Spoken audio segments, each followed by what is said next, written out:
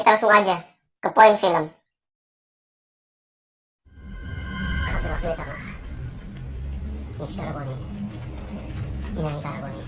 Terlihat Azumi dan Nagara sedang berlari menghindari sekumpulan ninja yang mengejarnya.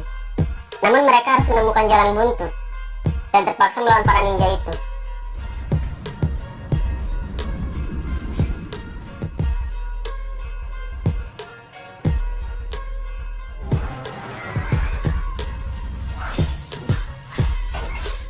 Rupanya para ninja memakai baju besi, sehingga mereka sulit untuk dilukai.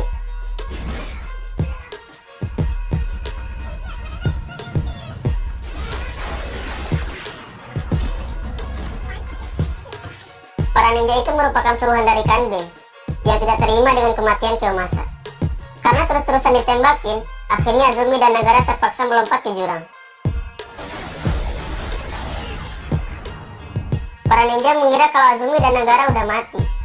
Akhirnya mereka pun pergi.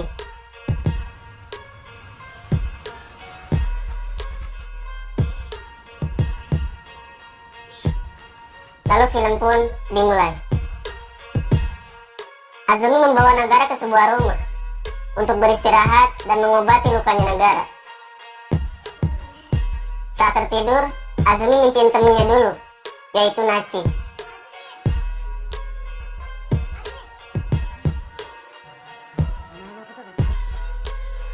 Gak lama Azumi kebangun. Terus dia mutusin buat keluar sebentar mencari makanan. Sampailah Azumi di sebuah kedai. Lalu dia memesan makanan.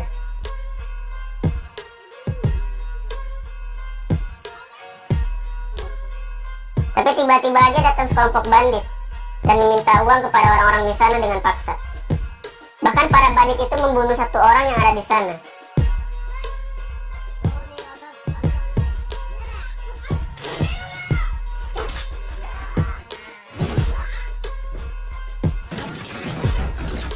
Pas Azumi mau keluar, dia ditahan. Kalian tahu, Shunoguri berperan lagi dalam film ini.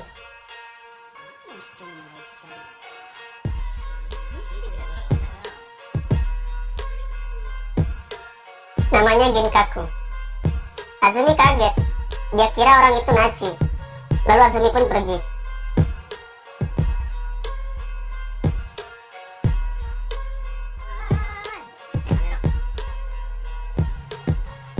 Dan ternyata orang yang dibunuh sama bandit tadi masih hidup. Sebenarnya dia juga kelompok dari Ginkaku. Yang tadi cuma pura-pura aja, biar orang-orang di kedai itu ketakutan. Azumi udah nyampe lagi ke tempat istirahatnya. Tapi dia ngerasain ada yang aneh. Pas masuk, ternyata ada orang lain di dalamnya.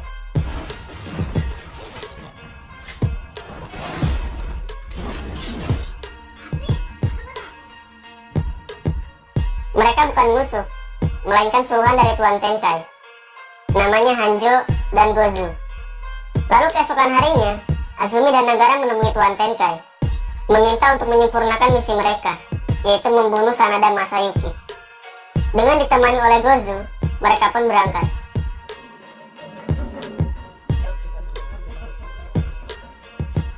Rupanya Kanbei sedang mengadakan sayembara untuk menjadi prajurit Sanada Masayuki. Dan siapapun yang berhasil membunuh orang yang mengincar Sanada, maka akan diberi imbalan yang besar.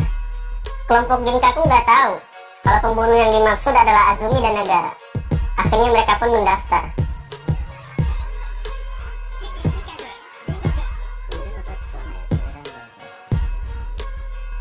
Kembali pada perjalanan Azumi, yang tiba-tiba aja dikepung sama prajuritnya Sanada.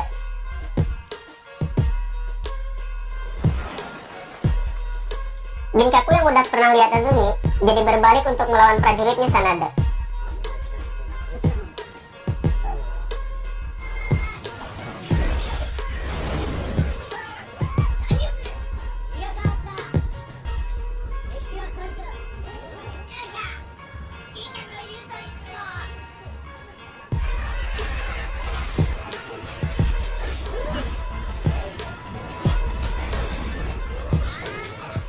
Si Gozu ngambil panah dari salah satu prajurit. Tapi ada yang aneh di sini, dimana dia kayak ngarahin panahnya ke si Nagara. Pertarungan masih belum selesai. karena ketua dari prajurit tadi masih hidup. Namun Azumi berhasil mengalahkannya.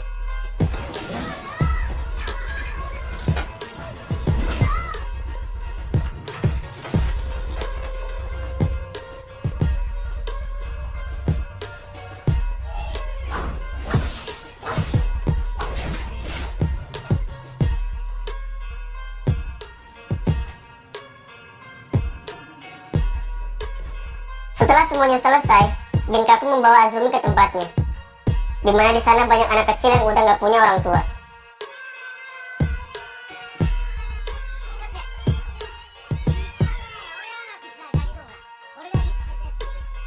Ternyata kelompok Ginkaku bukanlah sekumpulan bandit. Mereka hanya orang-orang yang mencoba bertahan hidup dari kesengsaraan. Nampaknya wanita yang bernama Chiyo tidak senang dengan kehadiran Azumi. Dan itu membuat Nagara kesal, lalu mengajak Azumi untuk pergi.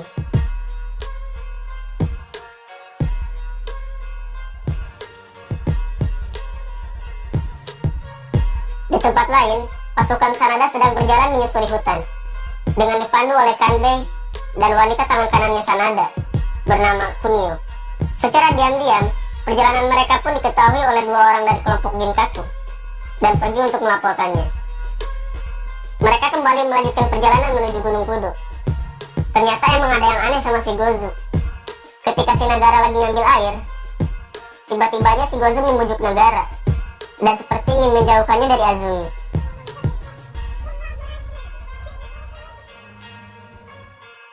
Ginkaku kembali menemui Azumi, dan bilang kalau Sanada udah pergi dari Gunung Kudo.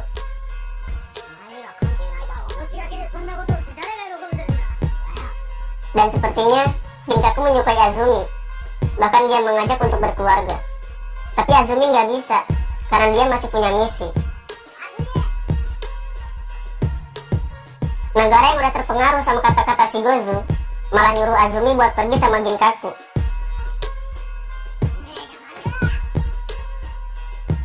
Si Nagara juga berbohong kalau dia nggak mau lagi menjalankan misi ini. Lalu Nagara dan Gozu pun pergi.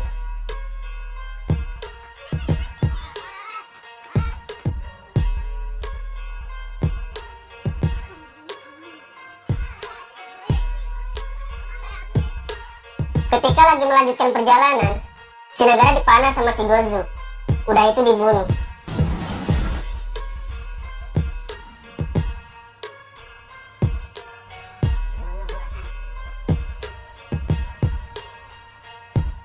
Ternyata si Gozu ini merupakan mata-mata suruhan dari Sanada.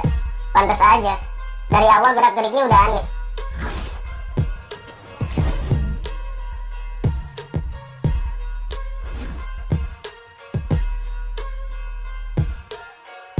Kembali sama Azumi yang masih melanjutkan perjalanan, dan tiba-tiba aja dia diserang sama seseorang.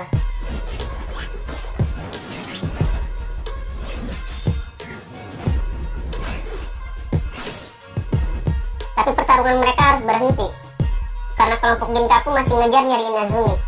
Lalu orang itu menghilang. Ginkaku kembali meyakinkan Azumi kalau Sanada udah pergi sama pasukannya. Hanjo juga ngasih tahu Sanada sama pasukannya mau datang dan menyerang Tuan Tenkai. Terus Hanjo pun memutuskan membawa Tuan Tenkai untuk menghindari peperangan. Azumi diajak Ginkaku buat melihat pasukan Sanada, dimana sekarang Sanada menutup semua jalan untuk mengepung Tuan Tenkai. Di tengah perjalanan Tuan Tenkai, tiba-tiba aja mereka dijegat sama orang berbadan besar yang merupakan suruhan dari Sanada. Orang itu bernama Rokpa. Para pengawal Tuan Tenkai berusaha untuk terus melindunginya.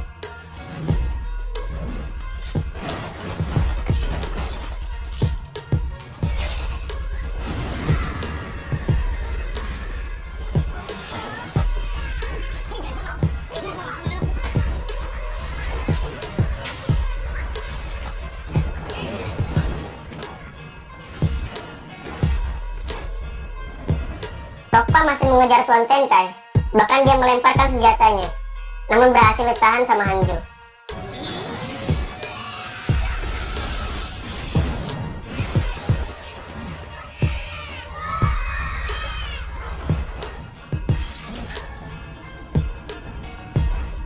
Tuan Tenkai udah terpojok banget. Tapi beruntunglah Azumi datang bersama Ginkaku. Akhirnya si Rockpa pun berhasil dikalahkan. Namun sang kakak dari Ginkaku harus mati di sini.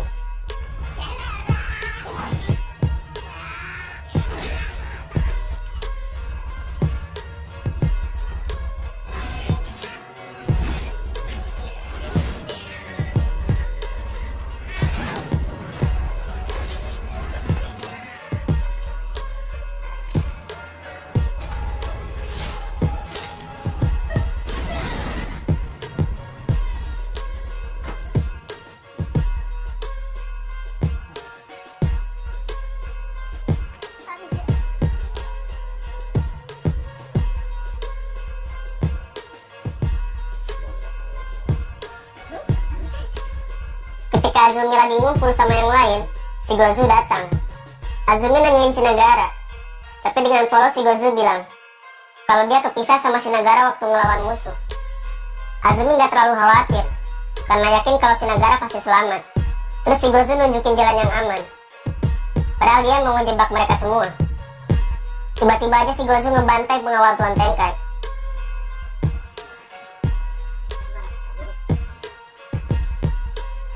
Dan disinilah Azumi tahu Gozu yang sebenarnya. Dengan mudah, si Gozu pun dibunuh sama Azumi.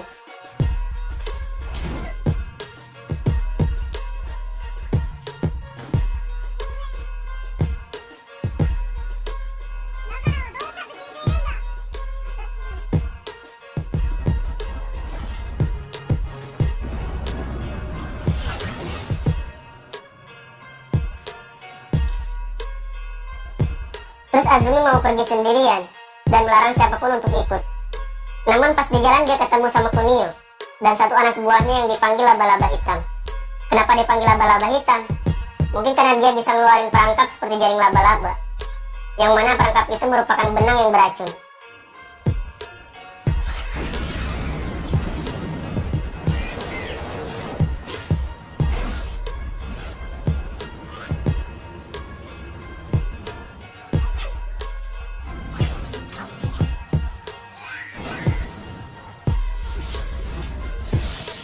Gak sengaja Azumi kena sama benang itu. Namun si laba-laba hitam berhasil dibunuh. Dia mati sama perangkapnya sendiri.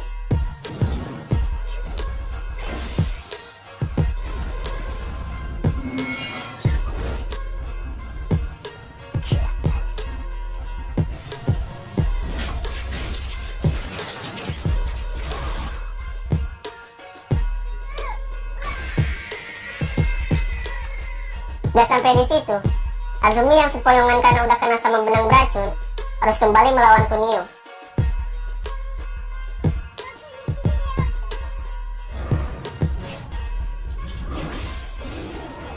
Azumi udah gak kuat lagi karena racunnya udah nyebar. Tapi untungnya Ginkaku datang dan berhasil nusuk si Kunio.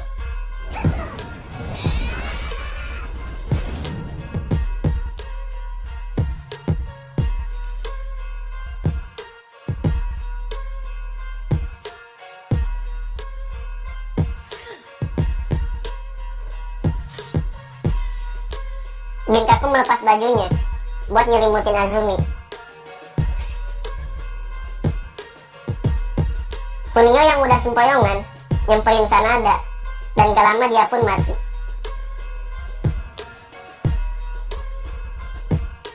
Azumi udah sadar sekarang. Pas bangun, dia ngeliat Ginkaku yang udah gak bernyawa.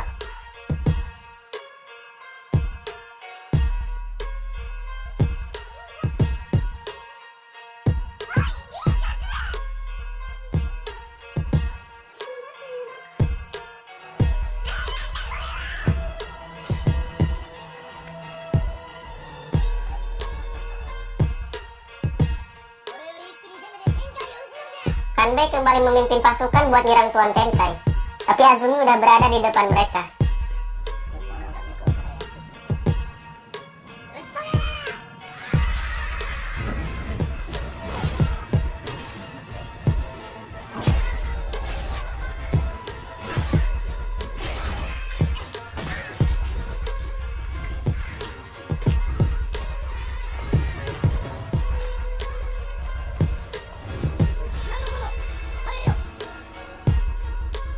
Di tengah pertarungan, Sanada menyuruh prajuritnya untuk berhenti. Gak lama, anaknya datang, disusul sama Tuan Tenkai.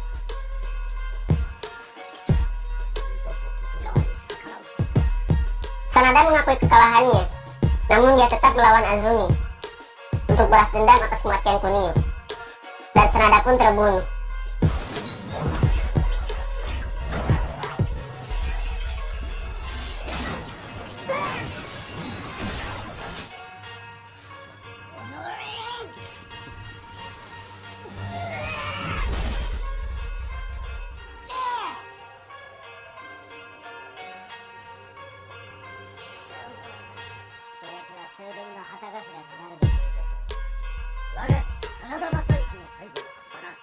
Misi Azumi pun selesai. Begitu juga dengan filmnya. Akhirnya selesai juga kita bahas film ini. Bro, jangan diem aja dong. Komen di bawah. Takutnya ada pembawaan dan cara penyampaian gue yang kurang. Ya udah pamit ya. Ntar gue balik lagi. Sampai jumpa teman.